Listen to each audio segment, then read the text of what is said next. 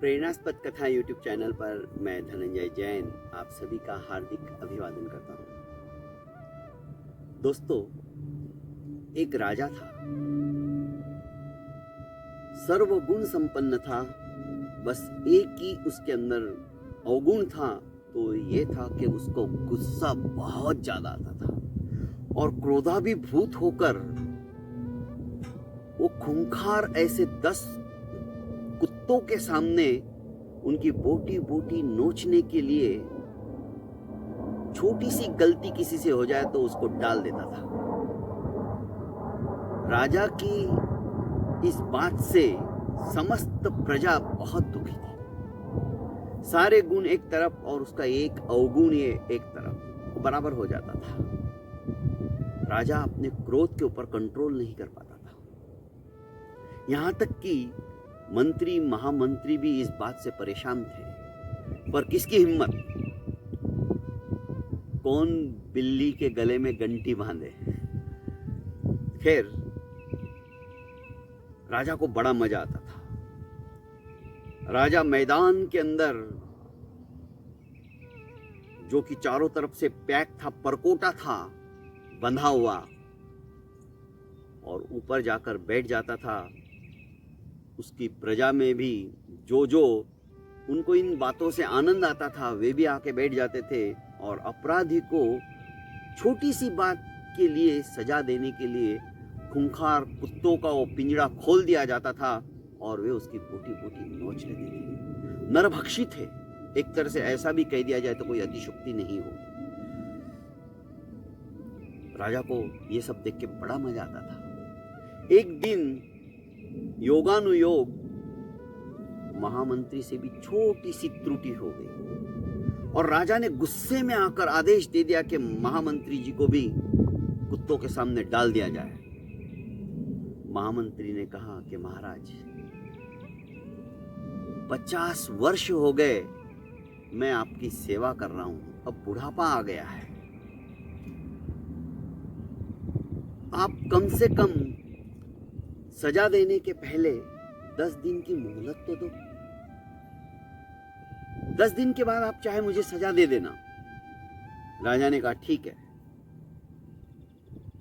10 दिन तक तुम्हें जीवन दान। 10वें दिन जब सूर्यास्त हो गया तो राजा ने संदेशा पहुंचाया कि कल तुम्हें कुत्तों के सामने फेंक दिया जाएगा। याद है ना? महामंत्री ने कहा हाँ हुजूर, मुझे याद है। और जैसे ही महामंत्री को बीच मैदान में खड़ा कर दिया और कुत्तों के पिंजड़े खोल दिए गए, तो कुत्ते झपट कर आए पर महामंत्री के तलवे चाटने लगे। महामंत्री के सीने पे अपने दोनों पैर रखकर उसे चाटने लगे। राजा और बाकी के लोग ये देखकर आश्चर्यचकित हो गए, ये कैसे संभव है? राजा ने महामंत्री से पूछा कि महामंत्री, ये मैं क्या देख रहा हूं, ये कैसे पॉसिबल हुआ? महामंत्री ने कहा जो 10 दिन मैंने आपसे अपना जीवन दान मांगा, उन 10 दिन में मैंने इन कुत्तों की बहुत सेवा की, दिन रात इनके साथ रहा। पहले मैंने इनको खिलाया, इनको नहलाया, इनको धुलाया। इनके साथ 10 दिन के अंदर इतनी आत्मीयता हो गई कि ये मुझे पहचानने लगे और इन्होंने समझ लिया कि इनसे मुझे कोई खतरा नहीं है। मैंने भी समझ लिया कि अब ये पालतू जानवरों की तरह मेरे साथ खेलने लगे हैं। बस यही कारण है महाराज, 10 दिन में एक जानवर भी अपने साथ किए हुए व्यवहार को देखकर, समझकर उसके तलवे तक चाटने लग जाता है, उसके साथ प्रेम का संबंध स्थापित कर बैठता है।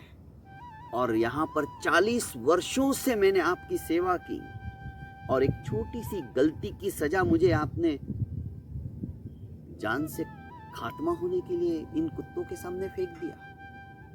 अरे इंसान से तो ज्यादा ये जानवर है अच्छे, जो प्रेम भावना को समझते हैं। राजा की आंखें खुल गई।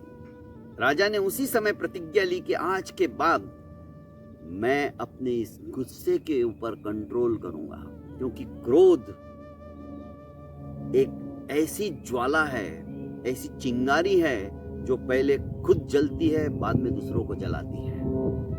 मैंने अनजाने में कितने कितने लोगों की छोटी सी गलती की सजा मौत की दे दी है। मुझे ऐसा नहीं करना चाहिए। राजा को पश्चाताप हुआ और राजा ने उस दिन से प्रतिज्ञा कर ली कि आज के बाद ये गलती मैं कभी भी नहीं दोहराऊंगा। बहुत बहुत धन्यवाद दोस्तों। क्रोध आत्मा का सबसे बड़ा दुश्मन है। आत्मा को नर्क और निगोद के अंदर भटकाने वाला, 84 लाख जीवायोनियों में अटकाने वाला यदि कोई है तो वो क्रोध है। यदि इस क्रोध के ऊपर हमने कंट्रोल पाना सीख लिया तो दोस्तों जिंदगी में हमने जीना सीख लिया। बहुत बहुत धन्यवाद।